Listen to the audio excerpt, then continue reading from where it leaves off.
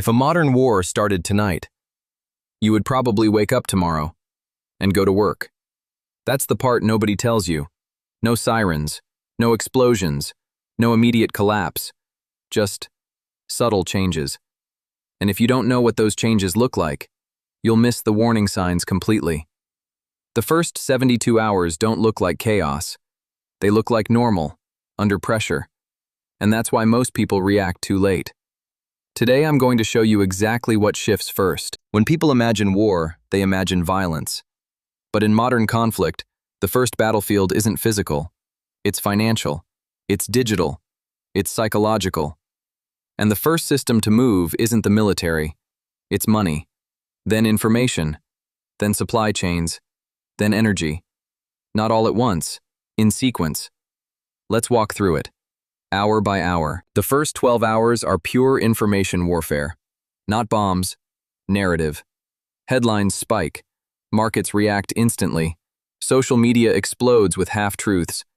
Here's what happens inside your brain. Uncertainty increases. Adrenaline rises. You start refreshing news feeds every 5 minutes. And millions of other people do the same. Now here's the dangerous part. Nothing physical has changed yet, but behavior already has. Panic buying doesn't start because shelves are empty. Shelves empty because panic buying starts. That shift begins in the first 12 hours.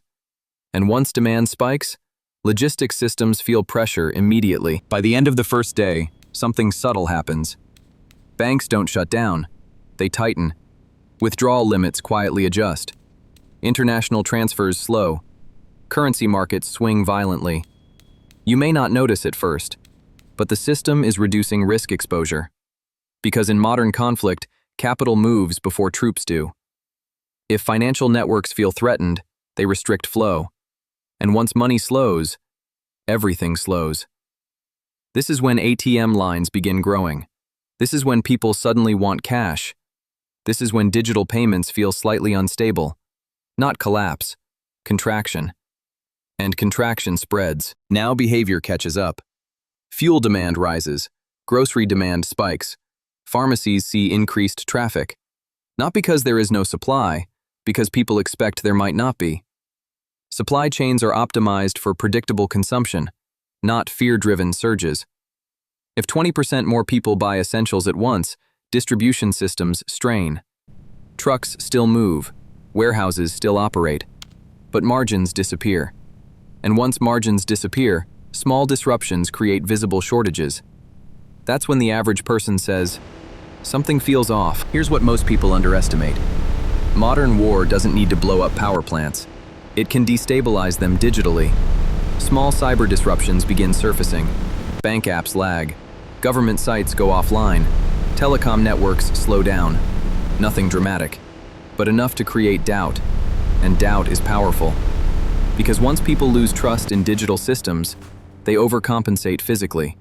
More cash withdrawals, more stockpiling, more anxiety-driven behavior. The digital world influences the physical one. By day 3, energy reacts. Fuel prices spike. Oil futures move sharply. Transport costs increase.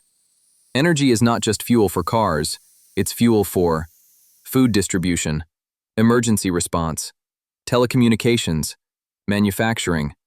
When energy tightens, everything else becomes more fragile. Not broken, fragile. And fragility is where systems fail. By hour 72, the biggest change isn't infrastructure. It's people.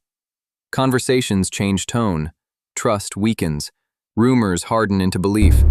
Online arguments turn aggressive. Neighbors become cautious. Group cohesion subtly fractures. This is where stability actually breaks. Not because of bombs, because of behavior. And behavior spreads faster than infrastructure damage. Here's the critical insight. In the first 72 hours, very little collapses. Everything compresses. Pressure builds. Movement slows. Flexibility decreases. The danger isn't explosion, it's accumulation. And people who mistake compression for safety are the ones caught unprepared when stress compounds. The correct response to the first 72 hours is not panic. It's calibration. Observe. Are financial systems tightening? Is digital reliability fluctuating? Is demand behavior shifting? Are energy markets reacting? Is social trust weakening? If yes, you adjust quietly. Secure essentials, reduce exposure to volatility, avoid emotional decisions, strengthen communication inside your household. The calm household gains advantage. The reactive one loses it. Modern war doesn't start with chaos.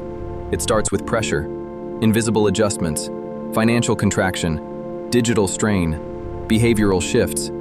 And if you understand the sequence, you gain time. Time is leverage. Comment below, which system do you think would tighten first in your country? Financial, digital, supply, or energy? In the next video, we're breaking down what happens after 30 days, when compression turns into structural change. Stay calm, stay analytical, stay ahead of the pressure.